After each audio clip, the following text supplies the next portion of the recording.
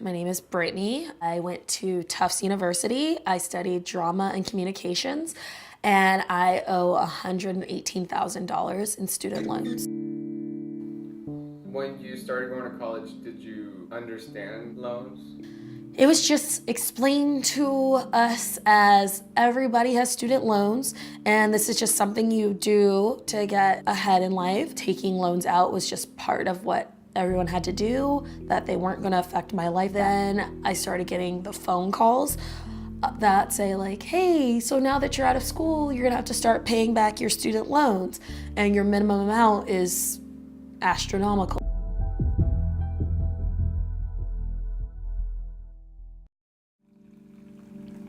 So my total due for this month, $707.74. What will be applied to the principal? $64.54. So the principal is the total amount of loan, like actual money that I actually took out. What will be going to the interest? $643.20. The interest is not money that I actually borrowed, it's what they're making off of having lent me the money in the first place. So most of this money is going towards interest.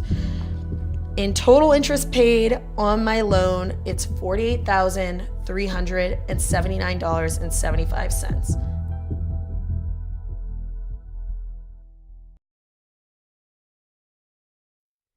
Before answer the question, why are some student loans a scam?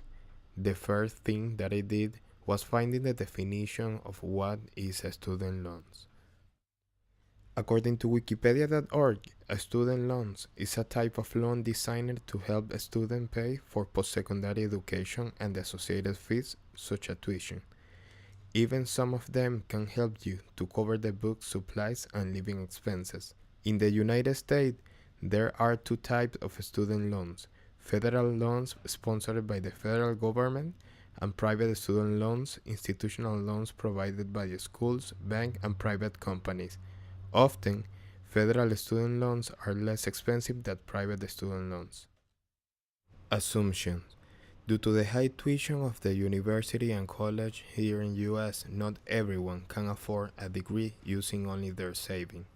As a result, it is becoming more common seeing students, especially young ones without borrowing experience, requesting student loans more often.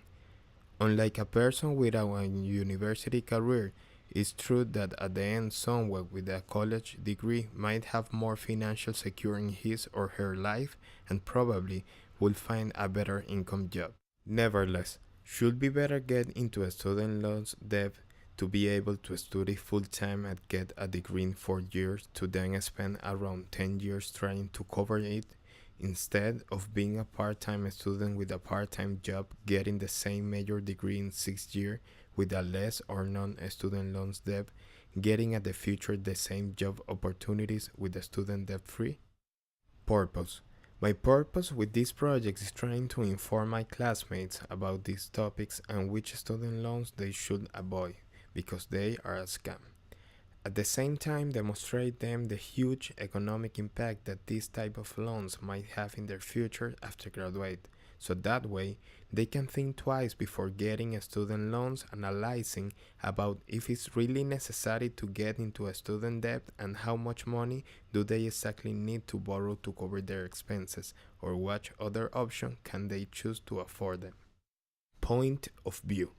Most of student loans are a two-edged weapon. Even when student loans are supposedly designed to help the people with lack of no money to cover their college tuition to achieve their dreams and goal of getting an associate or bachelor degree, I believe that most of the time this type of loans make the initial problems worse. People who get student loans tie themselves into a debt with high interest rates, and then after graduated they have to spend around 10 or more years trying to afford this debt. As a result, for example, a 60K loans can become easily over $100,000 in debt due to the compound interest, without mentioning the fact that if the person declared bankruptcy, he or she will still having in the record the student loans debt. Fortunately, so far I have not had the need to request one yet, but several people that I know have do it. even without analyzing the effect that this will have on their futures. Information. According to an article from Zach Friedman in Forbes.com, right now there is around 1.5 trillion in student loans debt in the United States. At the beginning of 2018, total US borrowers with student loans debt was over 44.2 million of people. Not surprisingly, states with larger population have higher aggregate student loans debt. California, Florida, Texas, and New York represent more than 20% of all U.S. student loans borrowers. Alan Michael Collins, who is the founder of StudentLoansJustice.org, described in his book called The Student Loans Scam his personal experience explaining how the student loan industry works in USA.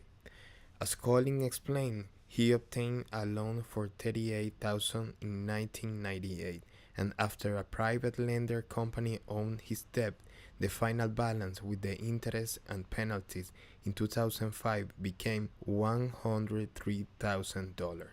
He also highlighted that the student loans are almost impossible to discharge in bankruptcy.